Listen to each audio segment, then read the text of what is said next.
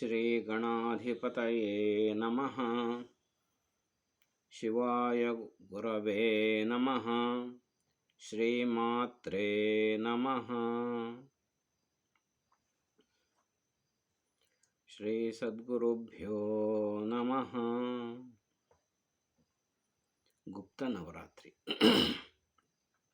ಇದು ವಾರಾಹಿ ಗುಪ್ತ ನವರಾತ್ರಿಯ ಶುಭಾಶಯಗಳು ಎಲ್ಲರಿಗೂ ಕೂಡ.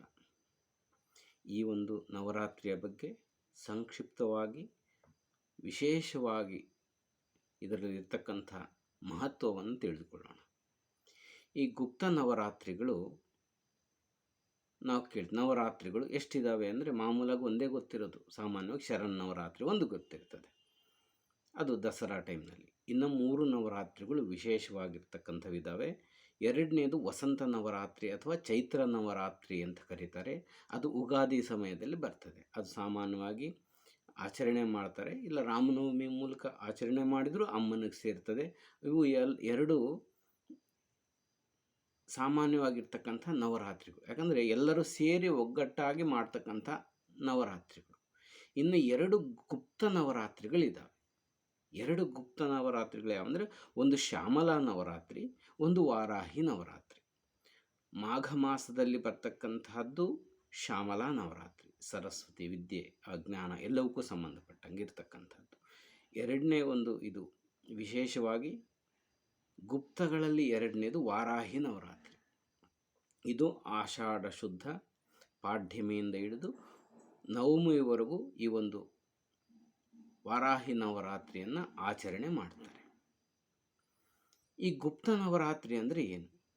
ಗುಪ್ತ ರಹಸ್ಯ ಅಂತಾರೆ. ರಹಸ್ಯ ಅಂದರೆ ಯಾರು ಹೇಳ್ಬಾರ್ದು, ಗೌಪ್ಚುಪ್ಪಾಗಿ ಮಾಡಬೇಕು ಅಂತ ಅರ್ಥವೇ. ಈ ಲಲಿತಾ ರಹಸ್ಯ ನಾಮಗಳು ಅಂದರೆ ಎಲ್ಲರೂ ಹೇಳ್ತಾ ಇದ್ದಾರಲ್ಲ, ರಹಸ್ಯ ಅಂದರೆ ಬಹಳಷ್ಟು ವಿಶೇಷಗಳು ಇರ್ತಕ್ಕಂಥದ್ದು ಅಂತ ಒಂದು ಅರ್ಥ ಬರ್ತದೆ. ಇನ್ನೊಂದು ಅರ್ಥ ಅಂದರೆ ಅದು ತಪ್ಪದೇ ಎಲ್ಲರೂ ತಿಳಿದು ಆಚರಣೆ ಮಾಡಬೇಕು ಅನ್ನೋ ಒಂದು ಅರ್ಥ ಬರ್ತದೆ. ಮತ್ತೊಂದು ವೈಯಕ್ತಿಕವಾಗಿ ಮಾಡಬೇಕು ಅನ್ನೋ ಒಂದು ಅರ್ಥವನ್ನು ಕೂಡ ಬರ್ತದೆ.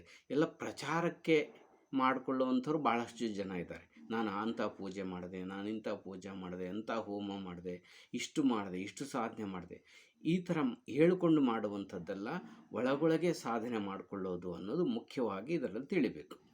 ಒಂದನೇದು. ನೆಕ್ಸ್ಟ್ ಏನಂದರೆ ವಾರಾಹಿ ನವರಾತ್ರಿ. ಇದರ ವಿಶೇಷತೆ ಏನು, ವೈಶಿಷ್ಟ್ಯತೆ ಏನು ಅಂತ ನೋಡಿದರೆ, ನಾವು ಆ ಅಮ್ಮನ ಸ್ವರೂಪವನ್ನು ನೋಡಿದರೆ ನಮಗೆ ಆ ದೇವಿಯ ಒಂದು ವಿಶಿಷ್ಟತೆ ಗೊತ್ತಾಗ್ತದೆ. ಆ ಅಮ್ಮನ ಒಂದು ಹೇಗಿರ್ತಾಳೆ, ವಾರಾಹ ರೂಪದಿಂದಿದ್ದು ಎಷ್ಟು 8 ಆಯುಧಗಳನ್ನ ಇಟ್ಕೊಂಡಿರ್ತಾಳೆ. 8 ಕೈಗಳಿದ್ದಾವೆ ಆ ಅಮ್ಮನ ಕೈಯಲ್ಲಿ.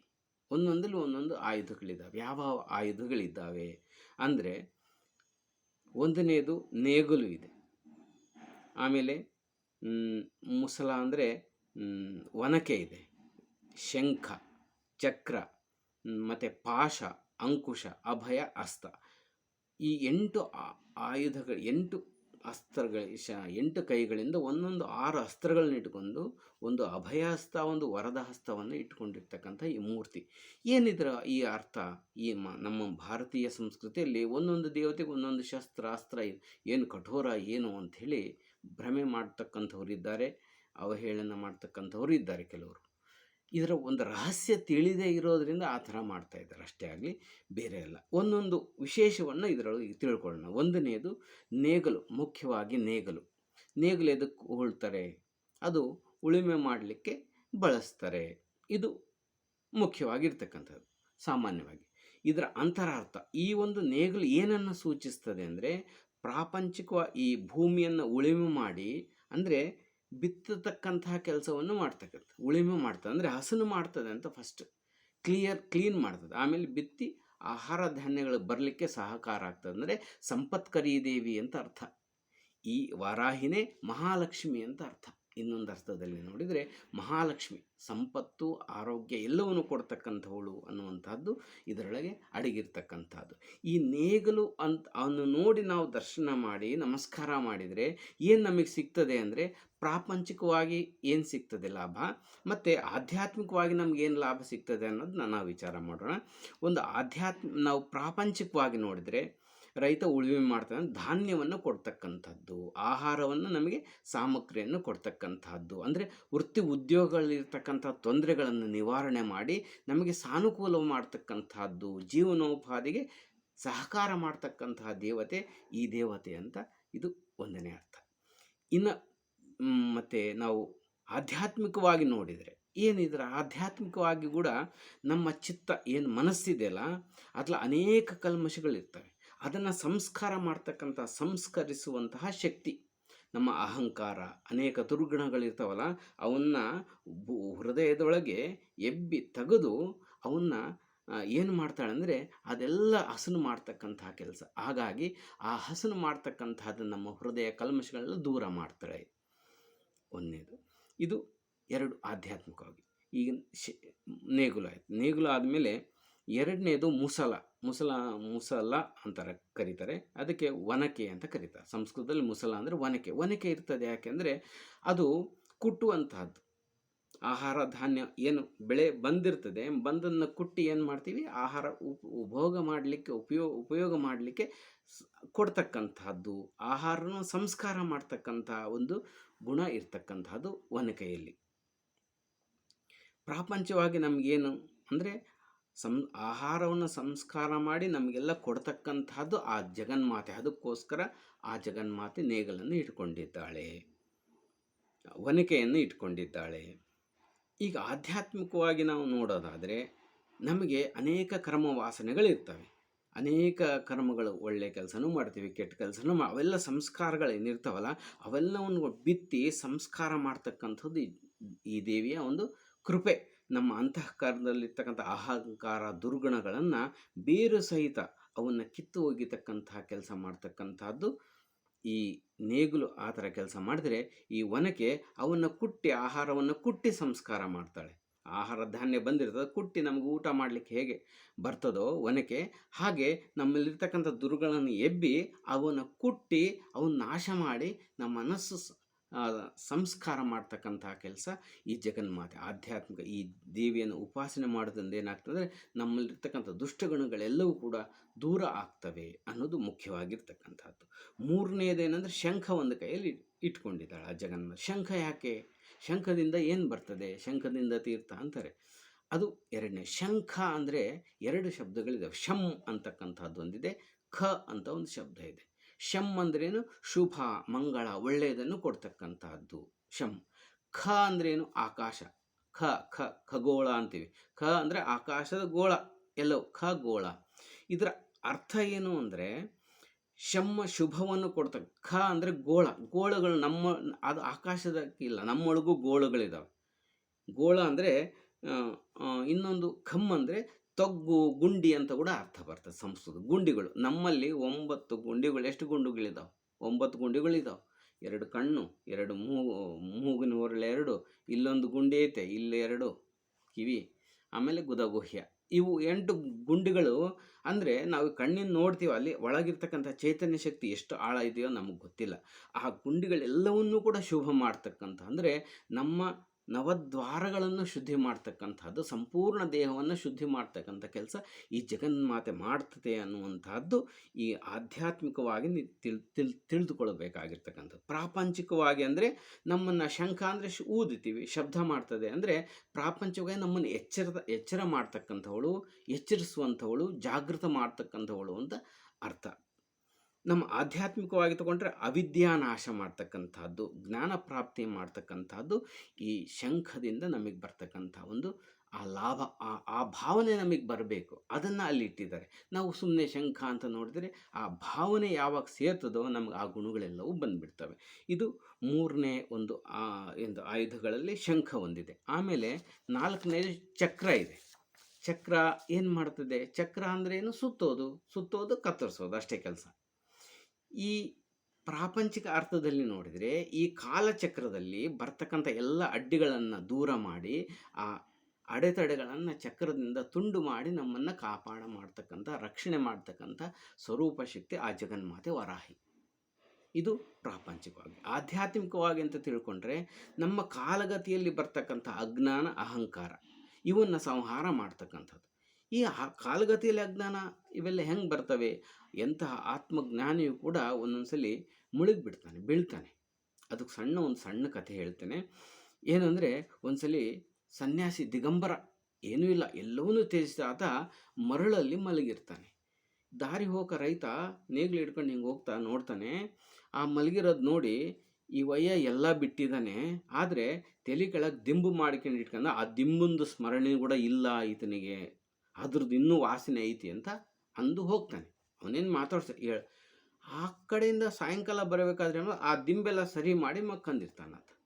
ನೋಡಿ ಅವಾಗಂತಾನೆ, ಆ ದಿಂಬು ನಾನು ಹೇಳೋದಕ್ಕೆ ಈ ದಿಂಬನ್ನು ಸರಿ ಮಾಡ್ಕೊಂಡು ಆರಾಮ್ ಮಕ್ಕಂಡಿದ್ದಾನೆ ಅಂತ ಅಂತಾರೆ. ಇದರ ಅರ್ಥ ಏನಂದರೆ, ಅಂಥ ಒಂದು ಸೂಕ್ಷ್ಮವಾಗಿ ಎಲ್ಲ ಬಿಟ್ಟಿದ್ದೀವಿ ಅಂದರೂ ಕೂಡ ಸೂಕ್ಷ್ಮವಾಗಿರ್ತಕ್ಕಂಥ ಅಹಂಕಾರಗಳು ನಮಗೆ ತಗಲಿರ್ತಾವಲ್ಲ, ಅಂಥವನ್ನು ಕೂಡ ಎಲ್ಲವನ್ನು ಕೂಡ ನಾಶ ಮಾಡ್ತಕ್ಕಂತಹ ಶಕ್ತಿ ಈ ಜಗನ್ಮಾತೆ ಇರ್ತಕ್ಕಂಥ ಶಕ್ತಿ ಈ ಜಗನ್ಮಾತೆಯಲ್ಲಿದೆ. ಅದಕ್ಕೆ ಆ ಚಕ್ರವನ್ನು ಇಟ್ಕೊಂಡು ನಮ್ಮನ್ನು ಕಾಪಾಡ್ತಾ ಇದ್ದಾಳೆ ಅಂತ ಭಾವಿಸಬೇಕು. ಅದು ಅದರಿಂದ ಬರ್ತಕ್ಕಂಥ ನಮಗೆ ಭಾವ, ಅದರಿಂದ ಬರ್ತಕ್ಕಂಥ ಲಾಭ. ಇನ್ನು 5ನೇದು ಪಾಶ ಅಂದರೆ ಹಗ್ಗ ಏನಾಗ್ತದೆ? ಹಗ್ಗದಿಂದ ಬಂಧಿಸಲ್ಪಟ್ಟಿದ್ದೀವಿ ನಾವು. ಎಲ್ಲದು ಒಂದೊಂದು ಪಾಶಗಳು, ಒಂದೊಂದು ಗಂಡ ಹೆಂಡತಿ ಮಕ್ಕಳು, ಇವು ವ್ಯವಹಾರ, ಹಣ, ಇನ್ನೊಂದು ಆಸ್ತಿ, ಅಡುವು, ಇವೆಲ್ಲವೂ ಕೂಡ ಏನಾಗಂದರೆ ಬಂಧಿಸಿ ಇಟ್ಟಿರ್ತಕ್ಕಂಥದ್ದಾಗಿದೆ. ಈ ಪೂರ್ವಜನ್ಮ ಕರ್ಮಗಳಿಂದ ನಮಗೇನು ಬಂಧನ ಆಗಿದಾವಲ್ಲ, ಅನೇಕ ಕಷ್ಟಗಳನ್ನು ಅವೆಲ್ಲವನ್ನು ದೂರ ಮಾಡ್ತಕ್ಕಂಥದ್ದು ಪಾಶ ಆಯಮ್ಮನ ಕೈಯಾಗಿದೆ. ಅವೆಲ್ಲ ಬಿಡಿಸಿಬಿಡ್ತಾಳೆ. ಈ ಸ್ತುತಿ ಮಾಡಿ ನಮಸ್ಕಾರ ಮಾಡಿದರೆ ಅಂತಹ ಪಾಶಗಳೆಲ್ಲವೂ ಬಿಡಿಸಿಬಿಡ್ತಾಳೆ. ಅಂದರೆ ಜೀವನದ ಎಲ್ಲ ರೀತಿಯ ಕಷ್ಟಗಳು ಕೂಡ ನಿವಾರಣೆ ಆಗ್ತವೆ ಅನ್ನೋಂಥದ್ದು ಪಾಶದ ಒಂದು ಸಂಕೇತ. ಇನ್ನು ಆಧ್ಯಾತ್ಮಿಕವಾಗಿ ನೋಡೋದಾದರೆ, ನಾವು ಅಜ್ಞಾನದಿಂದ ಬಂಧನವಾಗಿಬಿಟ್ಟಿದ್ದೀವಿ. ಒಳಗಡೆ ಅಜ್ಞಾನದಿಂದ ಬಂಧನವಾಗಿರೋ ಅವೆಲ್ಲವನ್ನು ಬಿಡಿಸಿ ಜ್ಞಾನವನ್ನು ಕೊಡ್ತಕ್ಕಂಥವಳು ಅನ್ನುವಂಥದ್ದು ಇಲ್ಲಿ ಮುಖ್ಯವಾಗಿ ತಿಳಿತಕ್ಕಂಥ. ಹಾಗಾಗಿ ಆ ಜಗನ್ಮಾತೆಗೆ ನಾವು ನಮಸ್ಕಾರ ಮಾಡ್ತಾ ಇದ್ದೀವಿ, ಸ್ತುತಿ ಮಾಡ್ತಾ ಇದ್ದೀವಿ ಅಂತ ಅರ್ಥ. ಇನ್ನು ಅಂಕುಶ, 6ನೇದು ಅಂಕುಶ ಅಂದರೆ ಆನೆಯನ್ನು ತಿವಿಯೋದು, ಅಂದರೆ ನಿಯಂತ್ರಿಸಲಿಕ್ಕೆ ಉಪಯೋಗ ಮಾಡ್ತಾರೆ. ಅದು ತಿವಿದ್ರೆ ಅದು ಹೇಳ್ದಂಗೆ ಹೇಳ್ತದೆ. ನಮಗೆ ಈಗ ಪ್ರಾಪಂಚಿಕದಲ್ಲಿ ಅನೇಕ ಮದಗಳು, ಅಷ್ಟಮದಗಳು ಅಂತ ಕರೀತಾರೆ. ಏನು ಸೌಂದರ್ಯ ಮದ, ವಿದ್ಯಾ ಮದ, ಧನ ಮದ, ಇನ್ನು ಈ ರೀತಿ 8 ಮದಗಳಿದ್ದಾವೆ. ಅವೆಲ್ಲವೂ ಕೂಡ ನಮ್ಮನ್ನು ಆಟಾಡಿಸ್ತಾ ಇರ್ತವೆ. ಹಾಗಾಗಿ ನಾವು ಕಾಯ ವಾಚ ಮನಸ್ಸಿನಿಂದ ಇರ್ತಕ್ಕಂಥ ಏನು ಕುಕರ್ಮಗಳೇನಿದ್ದಾವಲ್ಲ, ಅದ್ರ ಕಡೆಗೆ ಹೋಗದಂಗೆ ಅದು ನಿಯಂತ್ರಣ ಮಾಡ್ತದೆ ಆ ಜಗನ್ಮಾತೆ.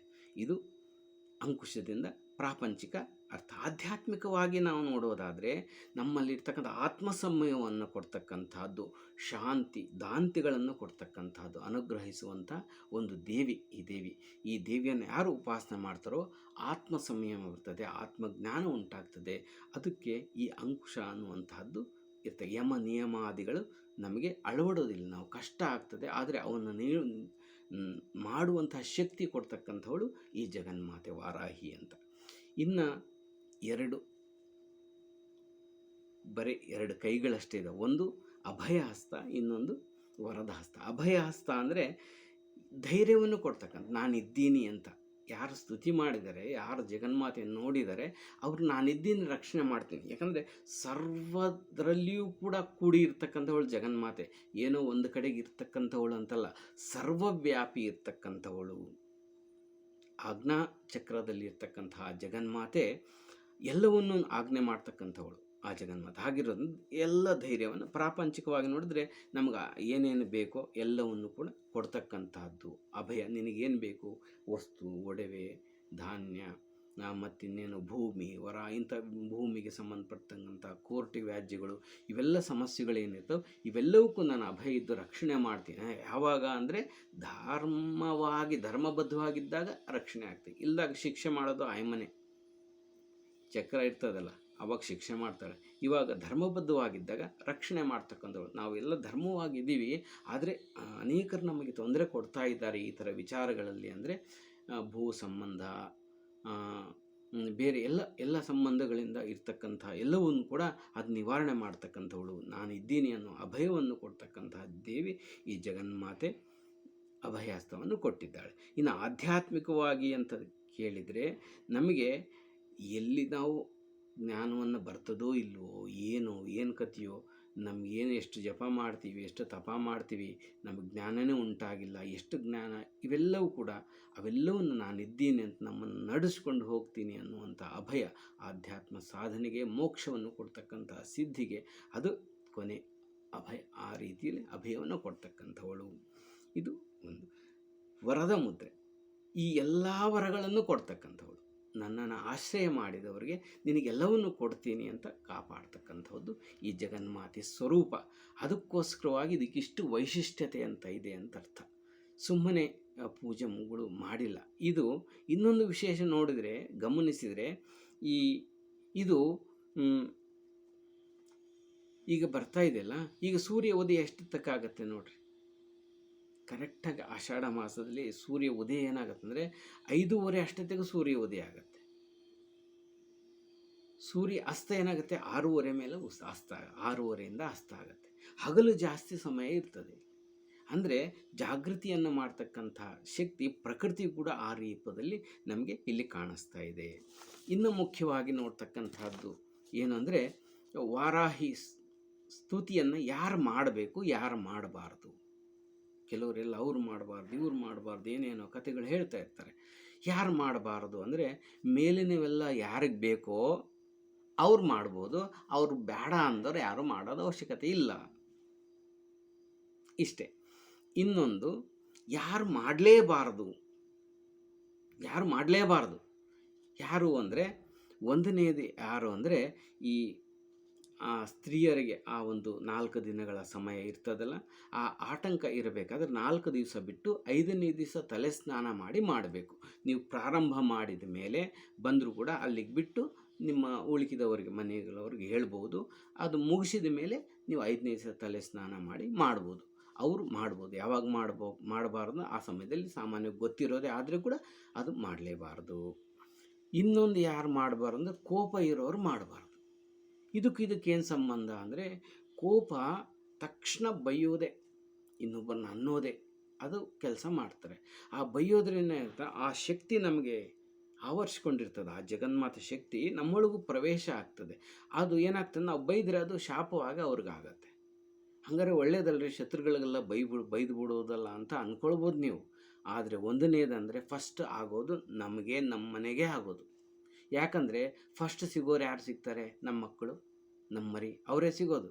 ತಕ್ಷಣ ಸಣ್ಣ ಒಂದು ಇದಕ್ಕೂ ನಾವು ಬೈದು ಬಿಡ್ತೀವಿ ಅಂದರೆ ನಮ್ಮ ವಂಶವನ್ನು ನಾವೇ ನಾಶ ಮಾಡ್ಕೊಂಡಂಗೆ. ಅದಕ್ಕೋಸ್ಕರ ಕೋಪ ಇರುವಂಥವ್ರು ಖಂಡಿತವಾಗಿ ಮಾಡಬಾರ್ದು. ಕೋಪ ನಿಗ್ರಹಿಸ್ಕೊಂತೀವಿ ಅಂದರೆ ಮಾಡ್ಬೋದು. ಇದು ಮುಖ್ಯವಾಗಿರ್ತಕ್ಕಂಥದ್ದು. ಇದನ್ನು ಹೇಗೆ ಮಾಡಬೇಕು, ಯಾವಾಗ ಮಾಡಬೇಕು, ಹೇಗೆ ಮಾಡಬೇಕು, ಯಾವಾಗ ಮಾಡಬೇಕು ಇದನ್ನು ಅಂದರೆ, ಆಷಾಢ ಶುದ್ಧ ಪಾಡ್ಯಮಿ ದಿವಸ, ಪ್ರತಿಪತ್ತು ದಿವಸ ಸೂರ್ಯ ಉದಯಕ್ಕಿಂತ ಮುಂಚೆ ಎದ್ದೇಳಬೇಕು. ಸಾಮಾನ್ಯ ನಿಯಮ, ಸೂರ್ಯ ಉದಯಕ್ಕಿಂತ ಮುಂಚೆನೇ ಎದ್ದೇಳಬೇಕು. ಅಷ್ಟೊತ್ತಿಗೆ ಸ್ನಾನ ಆಗಿ ರೆಡಿ ಇರಬೇಕು. ರೆಡಿ ಇದ್ದು ಶುಚಿಯಾಗಿ, ನೀವು ಸಾಮಾನ್ಯವಾಗಿ ದೇವರ ಪಟವನ್ನು, ವಾರಾಹಿ ಚಿತ್ರವನ್ನು ಇಟ್ಕೊಳ್ಬೋದು, ವಿಗ್ರಹವನ್ನು ಇಟ್ಕೊಳ್ಬೋದು.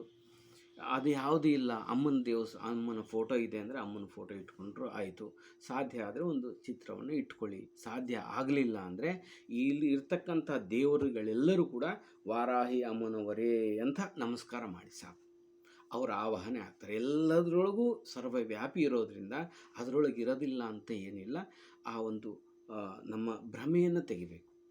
ಆ ಒಂದು ವಾರಾಹಿ ನಿಮ್ಮ ಭಾವನೆಗೆ ಒಂದು ಚಿಕ್ಕದೊಂದು ಫೋಟೋ ಅಥವಾ ಏನೋ ತಂದು ಇಟ್ಕೊಂಡು ಮಾಡ್ಬೋದು. ಇಲ್ಲಾಂದರೆ ಇರ್ತಕ್ಕಂಥ ದೇವತಾ ಮೂರ್ತಿಗಳಲ್ಲೇ ಲಲಿತಮ್ಮಂದಿರ್ಬೋದು, ಶಿವಂದಿರ್ಬೋದು, ಕೃಷ್ಣಂದಿರ್ಬೋದು, ರಾಮಂದಿರ್ಬೋದು, ಅದರೊಳಗೆ ನಾವು ಆ ಲಲಿತಾ ಆ ವಾರಾಹಿ ದೇವಿಯನ್ನು ಸ್ಮರಣೆ ಮಾಡಿ ನಮಸ್ಕಾರ ಮಾಡಿಕೊಂಡು ಸ್ತೋತ್ರಾದಿಗಳನ್ನು ಮಾಡಬೇಕು.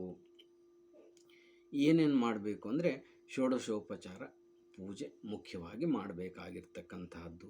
ಅದು ಆಗಲಿಲ್ಲ ಅಂದರೆ ಪಂಚೋಪಚಾರ ಪೂಜೆ ಆದರೂ ಮಾಡಬೇಕು. ಈ ಸ್ತುತಿಗಳು ಯಾವ ಮಾಡಬೇಕು ಅಂದರೆ, ದೇವತಾ ಸ್ತುತಿ ಅಂತ ಬರ್ತದೆ, ವಾರಾಹಿ ಸ್ತುತಿ ಬರ್ತದೆ, ಅಷ್ಟೋತ್ರ ಬರ್ತದೆ, ಕವಚ. ಈ 3 ಸೆಟ್ ಮಾಡಿದರೆ ಬಹಳ ಒಳ್ಳೆಯದು. ಸಮಯ ಇಲ್ಲ ಅಂದರೆ ಸ್ತುತಿಯೋ ಕವಚನೋ ಅಷ್ಟೋತ್ರನೇ ಯಾವ್ದಾದ್ರು ಒಂದು ಮಾಡಿದರೂ ಸಾಕು, ಸಂಪೂರ್ಣ ಫಲ ಸಿಗ್ತದೆ. 9 ದಿವಸನೂ ಮಾಡಬೇಕಾ ಅಂದರೆ 9 ದಿವಸನೂ ಮಾಡ್ಬೋದು. ಸಾಧ್ಯ ಆಗ್ತಿದ್ರು 7 ದಿವಸ ಮಾಡ್ಬೋದು, 5 ದಿವಸ ಮಾಡ್ಬೋದು, 3 ದಿವಸ ಮಾಡ್ಬೋದು, 1 ದಿವಸನಾದರೂ ಮಾಡಿರಿ. ಕನಿಷ್ಠ ಸ್ಮರಣೆ ಮಾಡಿಕೊಳ್ಳ್ರಿ ಆಗದೇ ಇರ್ತಕ್ಕಂಥವರು. ಇನ್ನೂ ಒಂದು ಮುಖ್ಯವಾದ ಪ್ರಶ್ನೆ, ಹಗಲು ಮಾಡಬೇಕಾ ರಾತ್ರಿ ಮಾಡಬೇಕಾ? ಇದೊಂದು ಸಮಸ್ಯೆ. ನವರಾತ್ರಿ ಅಂದಮೇಲೆ ರಾತ್ರಿನೇ ಮಾಡಬೇಕಾ? ಸೂರ್ಯ ಅಸ್ತ ಆದಮೇಲೆ ಮಾಡಬೇಕು.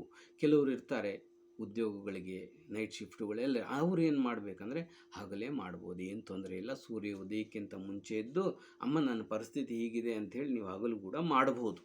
ಇನ್ನೊಂದು ಏನಂದರೆ, ಇನ್ನೊಂದು ಅಂಥ ಮತ್ತು ಶಾಸ್ತ್ರ ಹಂಗೆ ಹೇಳ್ತದೆ ಹಿಂಗೆ ಹೇಳ್ತದೆ ಅಂದರೆ, ಅಮ್ಮ ನಮಗೆ ಗೊತ್ತಿರೋ ಆಯಮ್ಮ ಯಾವಾಗ ಮಾಡಿದ್ರು ಸ್ವೀಕಾರ ನಮ್ಮಂಥವ್ರಿಗೆ ಬೇಕಾಗಿರೋದು. ಅಮ್ಮ ಇಲ್ಲಿ ಹಗಲೈತಂದ್ರೆ ಇನ್ನೊಂದು ಕಡೆ ಕತ್ಲೈತಲ್ಲ ಅಲ್ಲಿ ಮಾಡಿ ಅಂತ ತಿಳ್ಕೊಳಮ್ಮ ಅಂತ ಹೇಳ್ಬೇಕಷ್ಟೇ, ಇನ್ನೇನು ಹೇಳಬೇಕಾಗತ್ತೆ.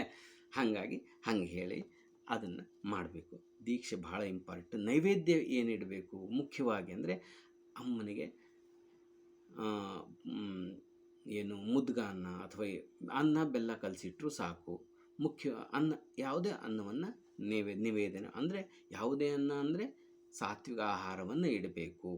ಆಮೇಲೆ ಪಾನಕ ಮುಖ್ಯವಾಗಿರ್ತಕ್ಕಂಥದ್ದು, ಬೆಲ್ಲದ ಪಾನಕ ಸ್ವಲ್ಪ ಇಡಬೇಕು. ಶುಗರು ಅವರು ಇರೋರು ಸ್ವಲ್ಪ ಇಟ್ಕೊಳ್ರಿ, ಸ್ವಲ್ಪ ಮಟ್ಟಿಗೆ ತೊಗೊಳ್ರಿ, ಇನ್ನು ಉಳಿಕಿದ್ದು ಮನೆಗೆಲ್ಲರಿಗೂ ಕೊಡ್ಬೋದು. ಇದು ಬಹಳ ಮುಖ್ಯವಾಗಿರ್ತಕ್ಕಂಥದ್ದು. ಇನ್ನು ಏನಾದರೂ ನಿಮಗೆ ಡೌಟ್ಸ್ಗಳೇಂದರೆ ನೀವು ಏನು ಇದರೊಳಗೆ ಬರ್ತದಲ್ಲ, ನೀವು ಕಮೆಂಟ್ ಮಾಡಿದರೆ ನಾನು ಅದಕ್ಕೆ ನಿವಾರಣೆ ಮಾಡಲಿಕ್ಕೇನು ಅನ್ನೋದು ಹೇಳ್ತೀನಿ. ಆಮೇಲೆ ನಾನು ಇದು ಇಷ್ಟಿದೆ. ಇನ್ನು ಪೂಜಾ ಸ್ತೋತ್ರ ಹೇಗೆ ಮಾಡಬೇಕು ಅಂತ ವೀಡಿಯೋನ ಇನ್ನೊಂದು 3-4 ದಿವಸದೊಳಗೆ ನಾನು ರೆಡಿ ಮಾಡಿ ಇದು ಅಪ್ಲೋಡ್ ಮಾಡ್ತೀನಿ. ಆ ಸ್ತೋತ್ರ ಇಟ್ಕೊಂಡು ನೀವು ಓದ್ಕೊಂಡು ನೀವು ಸರಾಗವಾಗಿ ಆರಾಮವಾಗಿ ನೀವು ಪೂಜೆನ ಮಾಡ್ಬೋದು ಅಂತ ಇದನ್ನು ಒಂದು ವಿಡಿಯೋ ಮಾಡ್ತಾಯಿದ್ದೀನಿ. ಈ ಒಂದು ವಿಡಿಯೋನ ನೀವು ಕೇಳಿದ ಮೇಲೆ ನಿಮಗೇನು ಅನ್ನಿಸ್ತು ಅಂತ ಅದು ಕಮೆಂಟ್ ಮಾಡಿ, ಇನ್ನೊಂದು ಫಾರ್ವರ್ಡ್ ಮಾಡಿ, ಅದು ಒತ್ತುತ್ತಾರಲ್ಲ ಅದನ್ನು ಒತ್ತಿದರೆ ಏನಾಗುತ್ತೆ ಅಂದರೆ 4 ಜನಕ್ಕೆ ಪ್ರಸಾರ ಆಗಲಿಕ್ಕೆ ಸಾಧ್ಯ ಆಗುತ್ತೆ. ಪ್ರಸಾರ ಆದರೆ ಏನಾಗುತ್ತೆ ಅಂದರೆ 4 ಜನಕ್ಕೆ ವಿಷಯ ಮುಟ್ಟಿಸಿದವರು ಆಗ್ತಾರಲ್ಲ, ಈ ಪುಣ್ಯ ಅವರೇನು ಪುಣ್ಯ ಮಾಡ್ತಾರಲ್ಲ ಪೂಜೆ ಏನಾದರೂ ಅದರ ಫಲ ನಿಮಗೂ ಬರ್ತದೆ. ಅದು ಈ ಥರ ಒಂದು ಲಾಭವೂ ಆಗ್ತದೆ ಅಂಥೇಳಿ ಮುಖ್ಯವಾಗಿ ಹೇಳಿಕೊಂಡು ಎಲ್ಲರಿಗೂ ತಿಳಿಸ್ರಿ ಅಂಥೇಳಿ ನಾನು ಹೇಳ್ಕೊಳ್ತೀನಿ. ಇನ್ನೊಂದು ಮುಖ್ಯವಾಗಿರೋದೇನೆಂದರೆ, ಸಾಧ್ಯವಾದಷ್ಟು ಈ ನವರಾತ್ರಿಗಳಲ್ಲಿ ಮೌನವಾಗಿರೋದು ಅಭ್ಯಾಸ ಮಾಡಿ. ಮೌನ ಅಂದರೆ ಸುಮ್ಮನೆ ಮೌನ ಅಲ್ಲ, ಮೌನವಾಗಿರ್ರಿ, ಹೆಚ್ಚು ಮಾತಾಡೋದು ಬೇಡ. ಉಸಿರಿನ ಮೇಲೆ ಧ್ಯಾಸ ಇರಲಿ, ಆವಾಗ ಮನಸ್ಸು ಆ ಕಡೆ ಈ ಕಡೆ ಹರಿದಾಡೋದಿಲ್ಲ. ಇನ್ನೊಂದೇನು, ವಾದ ವಿವಾದಗಳಿಗೆ ಹೋಗಲೇಬೇಡಿ. ಇನ್ನು ತಾಯಿಯ ಅನುಗ್ರಹ ಎಲ್ಲರ ಮೇಲೂ ಇರಲಿ ಅಂತ ನಾನು ಆಸೆ ಪಡ್ತಾ, ಇನ್ನೊಂದು ಬಹಳ ಇಂಪಾರ್ಟೆಂಟ್ ಇರೋದು ಒಂದು ವಿಚಾರ ಹೇಳ್ತೀನಿ. ಎಲ್ಲ ಆದಮೇಲೆ ಅಳ್ರಿ ಒಂದು 10 ನಿಮಿಷ. ಏನು ಸ್ವಾಮಿ ಹಿಂಗೆಲ್ಲ ಹೇಳ್ತೀರಿ ಅಂದರೆ, ಖಂಡಿತವಾಗಿ ಆ ತಾಯಿಯ ಮುಂದೆ ನಿಮ್ಮ ಎಲ್ಲವನ್ನು ಹೇಳ್ಕೊಂಡು ಒಂದು 10 ನಿಮಿಷ ಗುಪ್ತವಾಗಿ ಎಲ್ಲ ಮಾಡೋದು. ನೀವು ಒಬ್ಬರಿದ್ದರೆ ಕದ ಹಾಕ್ಕೊಳ್ರಿ, ನಿಧಾನವಾಗಿ ಅಮ್ಮನ ಹತ್ರ ಎಲ್ಲ ಹೇಳ್ಕೊಂಡು 10 ನಿಮಿಷ ದಿವಸ ಒಂದು 10 ನಿಮಿಷ ಅಳ್ರಿ. ದೇವ್ರಿಗೋಸ್ಕರ ದೇವ್ರ ಹತ್ರ ಅಳ್ತಾರೆ, ನೀವು ಯಾವುದೋ ಇದಕ್ಕೆ ಅಳ್ತಾ ಇಲ್ಲ. ಹಾಗಾಗಿ ಅದು ನಿಮಗೆ ಹೆಚ್ಚು ಶುಭವನ್ನು ಕೊಡ್ತದೆ. ಇದೊಂದು ಮಹಾರಹಸ್ಯ. ಎಲ್ಲರಿಗೂ ನಮಸ್ಕಾರ. ಶಿವಾಯ ಗುರುವೇ ನಮಃ. ಶ್ರೀಮಾತ್ರೇ ನಮಃ.